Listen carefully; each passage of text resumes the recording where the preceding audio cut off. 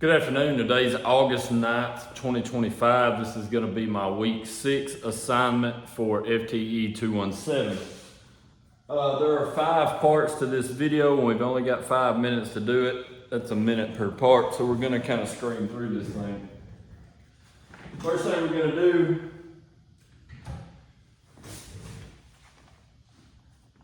is we're going to clear a weapon, make sure a weapon's safe. We have no ammunition in the work area, as you can see. As we always start, we're going to make sure that weapon's on.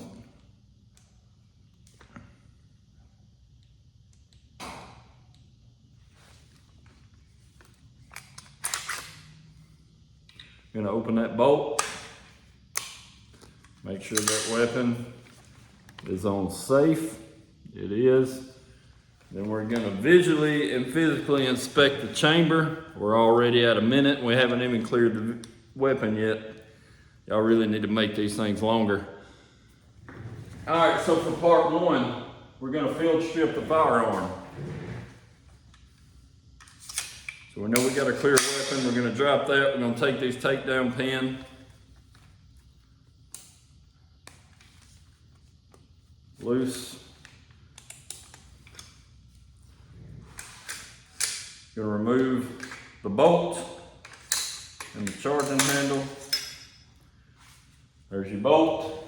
Now you can take this bolt down, pull your pin out there, remove your bolt, remove your firing pin, remove the cam. Since we got 5 minutes, we're not going to do that. There's your charging handle.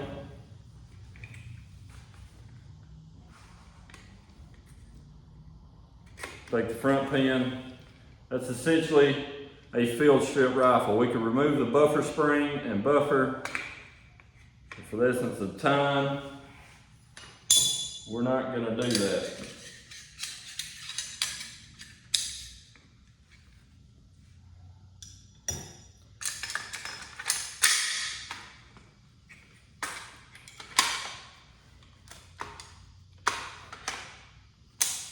This video is going to exceed 5 minutes. So for part 2, directed by the lecture, any work we would like to do to our firearm, and then using it as an example, we will articulate and show how this would improve the performance, aesthetics, etc. So as you can tell, I've already made some upgrades to this firearm. I've got a scope mounted on here, scope base. I've changed out the stock to a mag pull. I've got a sling on here. Blue Force gear. So not only do these make the rifle look better, the optic, I'm going to be hunting with this rifle, deer hunt, so that's why I have the 3x9 optic on there. You could do a LPVO, a red dot, but this is what I chose to go with. This stock is got the already QD mounts for the sling made into it. It fits tighter than the mil-spec stock, and it looks better, feels better, performs better. Part 3,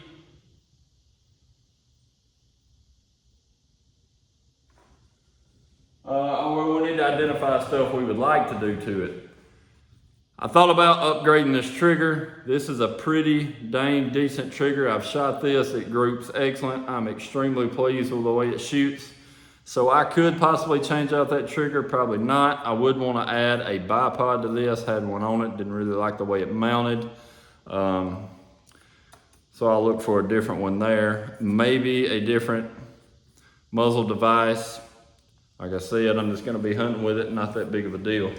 But that's some stuff I would consider doing.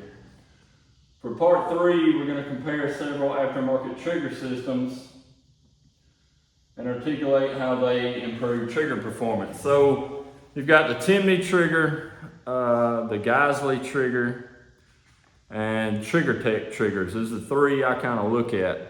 If my leaning for me would be the Trigger Tech. They make one specifically for the AR-10 platform. I don't know if Geisley makes one for this platform, but I do have a Geisley in my Daniel Defense rifle. It performs excellent.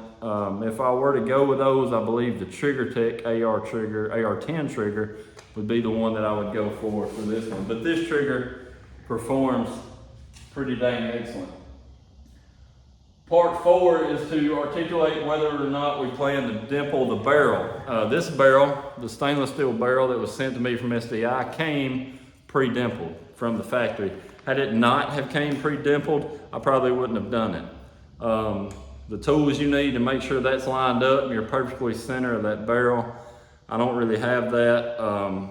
Not something, the risk is not worth the gain for me on that, so I probably wouldn't have done it. Part 5 is to perform a drop test on this rifle. So the first thing you want to do with a drop test, we're going to make sure that hammer is cocked with a weapon on safe. We're going to tap around this trigger housing here. We're going to make sure that the sear holds this trigger and it doesn't release.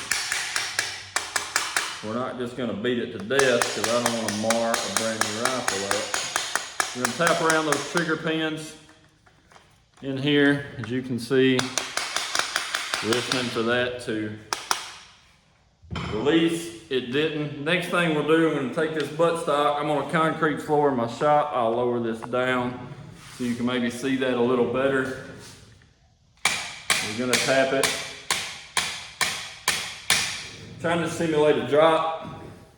I know this weapon is clear. I'm going to point it in the safe direction, put it on fire. As you can see, that trigger held. So it passed the drop test.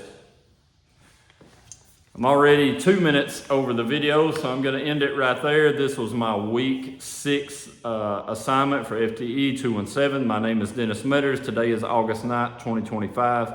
Thank you very much.